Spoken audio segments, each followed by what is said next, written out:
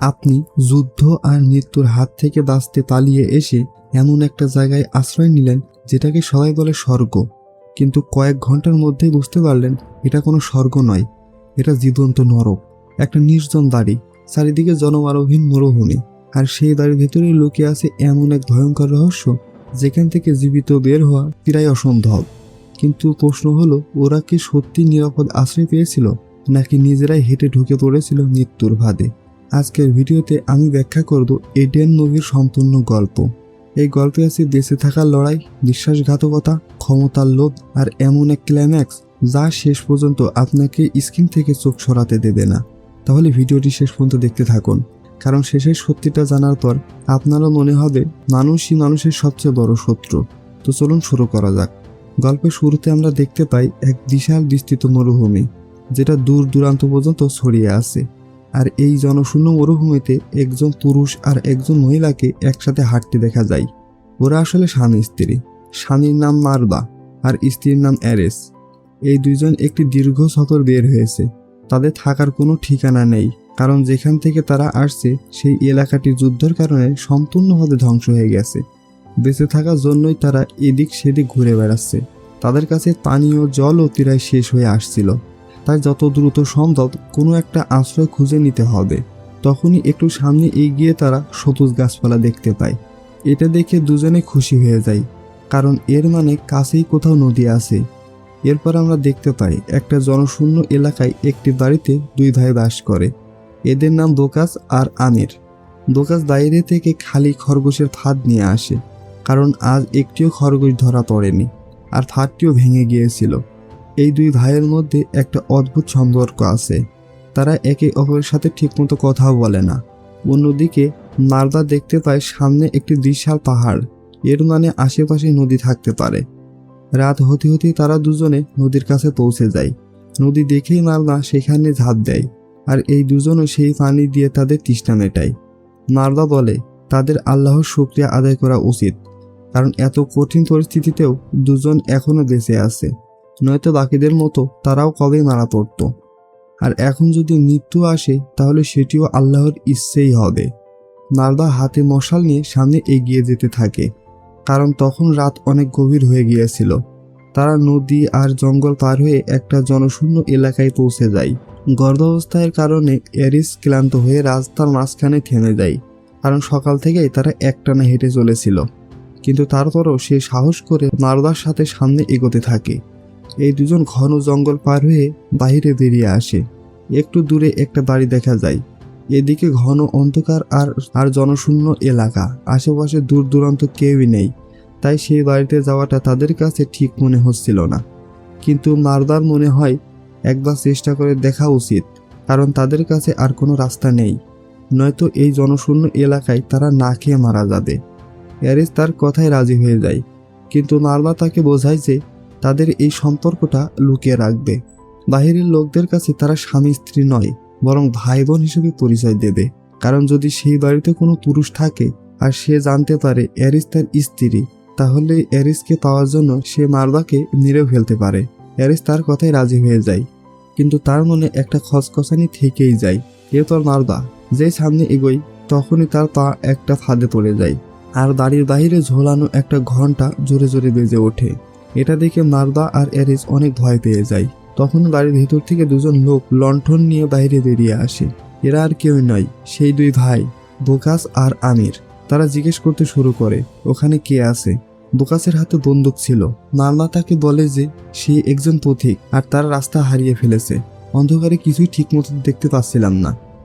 মারদা বলে সেখানে মাত্র একজন পুরুষ আর একজন মহিলা আছে। মহিলার কথা শুনেই দুই ভাই একে অপরের দিকে তাকায়, কারণ এই জনশূন্য এলাকায় রাতের বেলায় একজন মহিলার আগমন এমন সুযোগ রোজ আসে না। তারা দুজনে বাড়ির কাছে যায়। মারদা তাদের সব কথা বলে তারা রাস্তা হারিয়ে ভুল করে এখানে এসে পড়েছে। হ্যারিসকে সে তার বোন বলে পরিচয় দেয়। বলে যে কয়েকদিন ধরে তারা কিছুই খায়নি, সাথে রাতটা এই বাড়িতে কাটানোর একটা জায়গা পেলে অনেক ভালো হতো। দুই ভাই সেই রাতে বাড়িতে থাকার অনুমতি দেয়। দোকাস তার ভাইয়ের দিকে এক অদ্ভুত দৃষ্টিতে তাকায়। তারা দুজনে তাদের সাথে বাড়ির ভেতরে চলে যায়। দোকাস তাদের খাবার দেয় আর অনেক অদ্ভুতভাবে বারবার অ্যারিসের দিকে তাকাতে থাকে। সে বারবার নিজের নাম মনে করিয়ে দিতে থাকে যেন তার নাম ভুলে না যায়। নারদা সেই জায়গায় অনেক প্রশংসা করে, বলে এই জায়গাটা অনেক সুন্দর, কারণ দূর দূরান্তে কেউই নেই। কিন্তু দোকাস তার কথা শুনে খুশি মনে হয় না। খাবার শেষ হলে সে এরিসের থালা তুলে নিতে শুরু করে। এরপর সে তাদের ঘর দেখাতে নিয়ে যায়, বলে দুজনে আলাদা আলাদা ঘরে ঘুমাও। কিন্তু নারদা না করে দেয়, বলে তারা দুজনে এই ঘরে ঘুমাবে, কারণ এরিসের রাতে ভয় লাগে। কিন্তু দোকাস বলে, ভয় কিসের, এখন তো আমরা অচেনা নই, আমরা তোমাদের জন্য দরজা খুলে দিয়েছি, আর তুমি এখনো আমাদের অচেনা মনে করছো। এটা বলে সে হাসতে শুরু করে। তার এই হাসি দেখে তাদের ভয় আরো বেড়ে যায়। কিন্তু নারদা তাদের কথা না মেনে দুজনেই রাতে একই ঘরে ঘুমাতে চলে যায়। পরদিন সকালে আমরা দুই ভাইকে একসাথে বসে থাকতে দেখি। হ্যারিসের আসতে দোকাস অনেক খুশি হয়ে গেছে। এই বিষয়টা আমিরেরও ভালোই জানা ছিল। তখনই তারা দুজনেও উঠে চলে আসে। দোকাস বলে তাদের বাবা মা মারা যাওয়ার পর থেকে দুই ভাই এখানেই একসাথে থাকে। হ্যারিস বলে রাতে সে কিছু একটা অদ্ভুত কান্নার আওয়াজ শুনেছিল, হয়তোবা এটা তাদের মনের ভুল হতে পারে। কিন্তু এই কথা শুনেই দুই ভাইয়ের মুখের রং উড়ে যায়। আমির বলে তাকে শহরে কিছু একটা জিনিসপত্র আনতে যেতে হবে, যেটা এখান থেকে অনেক দূরে, আর সেখানে পৌঁছাতে কয়েকদিন লাগবে। তাই সে নারদাকে সাথে নিয়ে যেতে চায়। নারদা তার কথা এড়াতে পারে না, কিন্তু সে এরিসকে একা রেখে যেতেও চাচ্ছিল না, কারণ দোকাসের উপর তার একটুও বিশ্বাস ছিল না। কিন্তু যদি এখানে থাকতে হয় তাহলে আমিরের কথা মেনে নিতেই হবে, তাই না? না চাইলেও নারদাকে তার সাথে গাড়িতে বসে শহরের উদ্দেশ্যে রওনা দিতে হয়। এখন সেখানে দোকাস আর এরিস দুজনেই রয়ে গেল। দোকাস সবসময় শুধু তার কাছে যাওয়ার অজুহাত খুঁজতে থাকে, কিন্তু এরিস তার দিকে তেমন একটা মনোযোগ দেয় না। দোকাস তাকে জিজ্ঞেস করে, তোমার কি বিয়ে হয়েছিল? কিন্তু এরিস মিথ্যা বলে যে তার বিয়ে হয়েছিল, কিন্তু তার স্বামী অসুস্থতার কারণে মারা গেছে। এটা শুনে দোকাস এমনভাবে আফসোস দেখাতে লাগলো যেন সে সত্যিই অনেক কষ্ট পাচ্ছে। সে তাকে বলে তার বাবা মা চলে যাওয়ার পর থেকে এখানে মনে হয় সময়টা থেমে গেছে। এক সন্ধ্যায় তারা দুজনে বসে গল্প করছিল, তখনই আমির আর নারদা ফিরে আসে। দোকাস তাদের দেখে চমকে যায়, কারণ তার নির্ধারিত সময়ের আগে ফিরে এসেছে। নারদাও এরিসের দিকে রাগের দৃষ্টিতে তাকায়, কারণ দোকাসের কথা শুনে এরিস হাসছিল। আমির তার ভাইকে বাইরে নিয়ে গেল, কারণ গাড়ির টায়ার বদলাতে হবে। এখানে নারদা রাগের সাথে জিজ্ঞেস করতে থাকে এসব কি হচ্ছিল, দোকাসের কথায় সে এমনভাবে হাসছিল কেন। এরিস বলে গল্পগুলো এমনই ছিল যে সে হাসি থামাতে পারছিল না। এরিস বুঝতে পারে তার মনের ভিতরে আসলে কি চলছে, কিন্তু নারদার আসল হতাশার কারণ ছিল এই দুই ভাই, আমির আর দোকাস। এরিস তাকে জিজ্ঞেস করে এই জায়গা থেকে তারা কখন যাবে। নারদা বলে সঠিক সময় আসলে চলে যাবে, কারণ এই মুহূর্তে কোথাও যাওয়া ঠিক হবে না। এভাবে তারা বাঁচতে পারবে না, কারণ ক্ষুধা আর দরিদ্রভোগ্য মানুষের সংখ্যা প্রতিদিনই বেড়ে চলেছে। রাতে নারদা তাকে বলে আমিরের কাছে কিছু সোনার মুদ্রা আছে, সে সেই মুদ্রাগুলো চুরি করার কথা ভাবছে, কারণ সে আর এই দরিদ্র আর ক্ষুধার জীবন কাটাতে চায় না। এটার পরে এখান থেকে বেরিয়ে যাওয়া যাবে। কিন্তু এটা শুনে এরিস ভয় পেয়ে যায়, কারণ এমন করলে তারা যদি কোনো বিপদে পড়ে যায়। গভীর রাতে আমরা দেখতে পাই দোকাস লণ্ঠন নিয়ে একটা বেসমেন্টে নিচে নামে। তার হাতে একটা থালা ছিল যেখানে খাবার রাখা ছিল, কিন্তু এত রাতে বেসমেন্টে কার জন্য খাবার নিয়ে যাচ্ছে সেটা কিছুই বোঝা যাচ্ছিল না। তখনই নিচে দেখা যায় একটা লোক শিকল দিয়ে বাঁধা। খাবারের থালা নিচে রাখতেই সে জানোয়ারের মতো সেই থালার উপর ঝাঁপিয়ে পড়ে, কিন্তু সে কোনো কথা বলছিল না। এই লোকটা আসলে কে, আর কেন এখানে শিকল দিয়ে বাঁধা, আমরা কিছুই বুঝতে পারি না। দোকাস সেই লোকটার সাথে এরিসের কথা বলতে শুরু করে, কারণ এরিসের মতো এত সুন্দর মেয়ে সে আজ পর্যন্ত দেখেনি। কিন্তু সেই লোকটা তার কথায় কোনো মনোযোগই দিচ্ছিল না, হয়তো তার কথা বুঝতেই পারছিল না। কিছুক্ষণ কথা বলার পর দোকাস সেখান থেকে চলে যায়। পরের দিন সকালে সবাই একসাথে বসেছিল, তখন আমির এরিসকে তার মায়ের জামা কাপড় আর জুতো দেয়। এখানে বোঝা যায় সেও এরিসের প্রতি আকৃষ্ট হতে শুরু করেছে। কিন্তু এই বিষয়টা কোথাও না কোথাও দোকাসের চোখে খসখস করতে শুরু করে, কিন্তু সে চাইলেও আমিরের বিরুদ্ধে যেতে পারছিল না। আমিরের কথায় এরিস সবার সামনে তার মায়ের স্কার্ফ পরে তাকে দেখায়, কিন্তু নারদা এই সব কিছুর মাঝে নিজেকে অনেক বেশি অসহায় অনুভব করছিল। এরপর আমরা দেখতে পাই এরিস যখন তার ঘরে ছিল তখন দোকাস এসে তাকে তার সাথে যেতে বলে। সে যখন তার সাথে যায় তখন দেখে দোকাস তার জন্য একটা গোসলের ব্যবস্থা করেছে, যেন সে আরামে গোসল করতে পারে। কিন্তু তার হাসি দেখে বোঝা যাচ্ছিল তার উদ্দেশ্য ভালো নয়।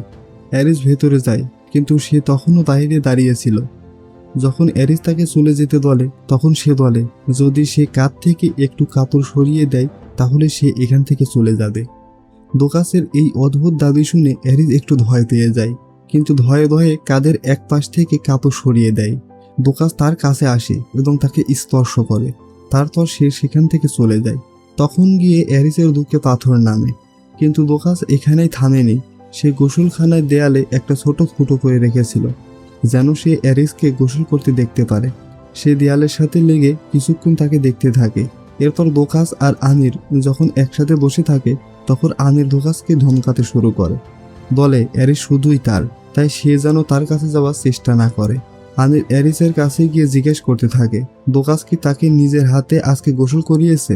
এটা শুনে সে ভয় পেয়ে যায় এবং সে না করে দেয় আর বলে এমন কিছুই হয়নি। এখানে তার মনে হয় আমিরেরও ভয় তার ভিতরে ঢুকে গেছে। এখন সে এই দুই ভাইয়ের মাঝে পুরোপুরি ফেঁসে গেছে। অ্যারিসকে পাওয়ার জন্য তারা যে কোনো সীমা পর্যন্ত যেতে পারে। দোকাসের মনে তার ভাইয়ের প্রতি ঘৃণা জন্মাতে শুরু করে, কারণ সে তার পথের কাঁটা হয়ে দাঁড়িয়েছে।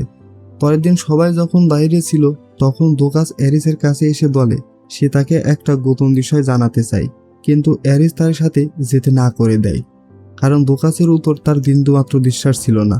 আর কালকে যা হয়েছে তারপর তো একদমই না। কিন্তু সে জোর করতে থাকলে অ্যারিস রাজি হয়ে যায়। এরপর আমরা দেখতে পাই সে তাকে সেই বেসমেন্টেই নিয়ে গেল যেখানে সে লোকটা বন্দী ছিল। সেই বেসমেন্টের রাস্তা ছিল এই বাড়ির সিঁড়ির নিচে।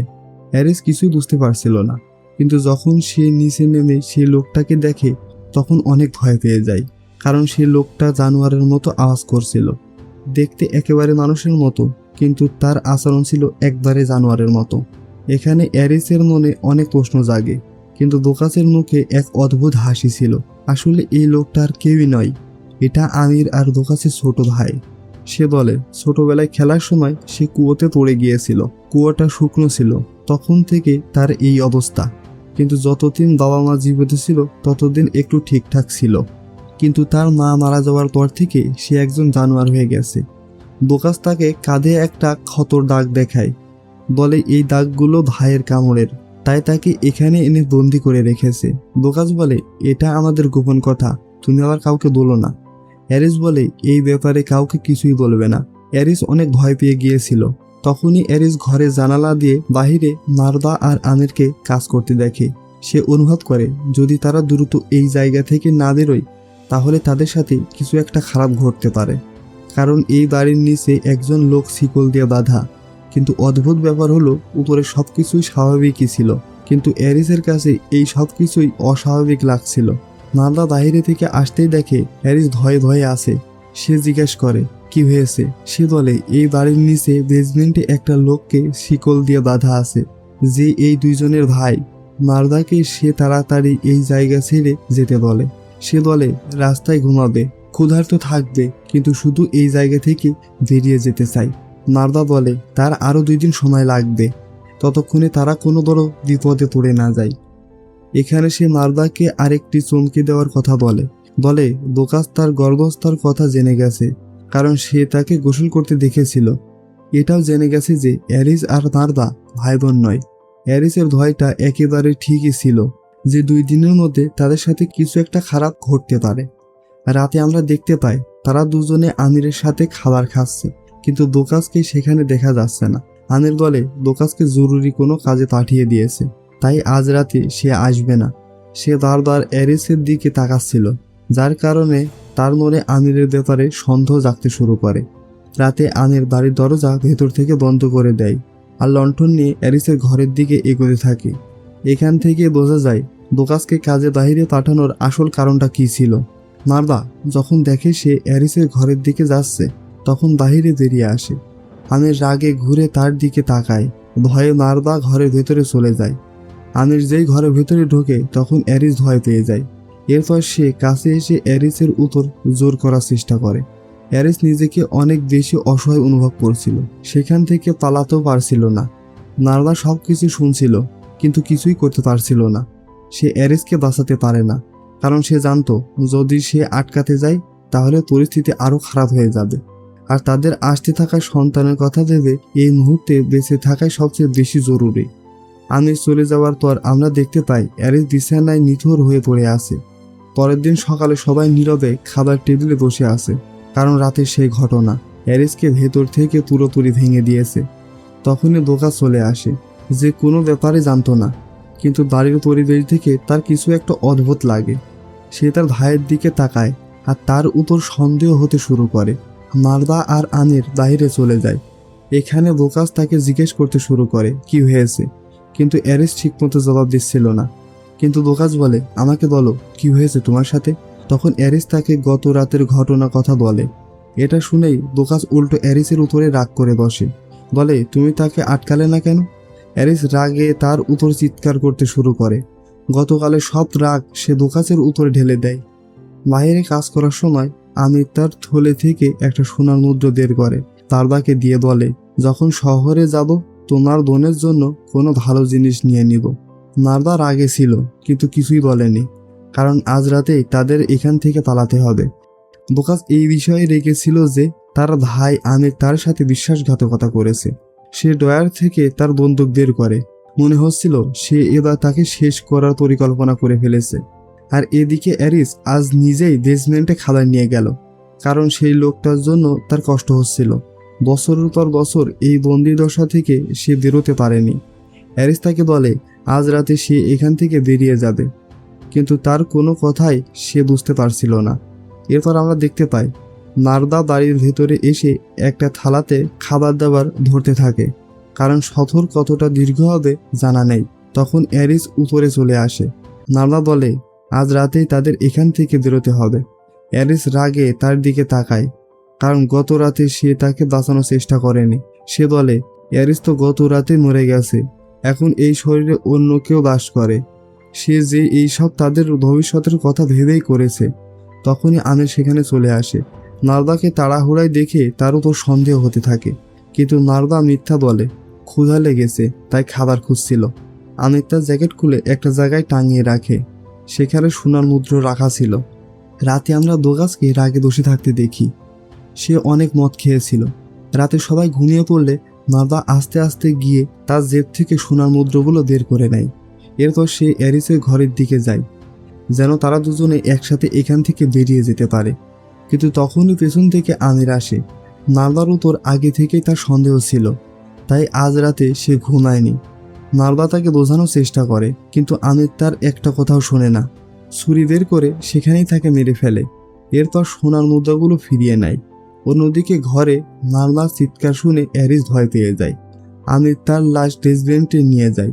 সেখানে সে তার ভাইকে দেখাতে থাকে মৃত্যু দেখতে এরকম হয়, আর খুব শীঘ্রই সে তার মতোই তার ভাইয়েরও কাজ খতম করে দেবে। তখন অ্যারিস এই জায়গা থেকে বেরিয়ে যাওয়ার প্রস্তুতি নেয়, কারণ এখন সে একা হয়ে গেছে। সে আগে বেসমেন্টে যায়, কারণ সেই লোকটাকেও তার সাথে নিয়ে যেতে চাচ্ছিল। অ্যারিস তাকে শিকল খুলে মুক্ত করে দেয়, আর তারা তখনই গাড়িতে বসা বোকাসের উপর গুলি চালাতে শুরু করে।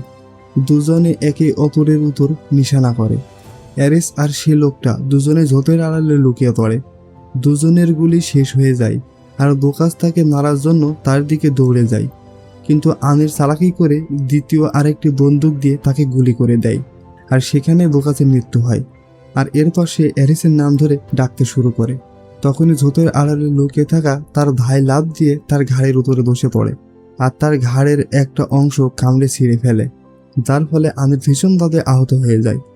সুযোগ বুঝে অ্যারিস আর সেই লোকটা সেখান থেকে দৌড়ে পালিয়ে যায়। আর এই দৃশ্যের মাধ্যমেই আজকের এই সিনেমাটা এখানে শেষ হয়ে যায়। তো কেমন লাগলো আজকের সিনেমাটি? ভালো লাগলে অবশ্যই একটা লাইক দিয়ে আমাদের পাশে থাকতে ভুলবেন না। তো দেখা হচ্ছে আগামী কোনো ভিডিওতে। ততক্ষণ পর্যন্ত ভালো থাকুন, সুস্থ থাকুন। আল্লাহ হাফেজ।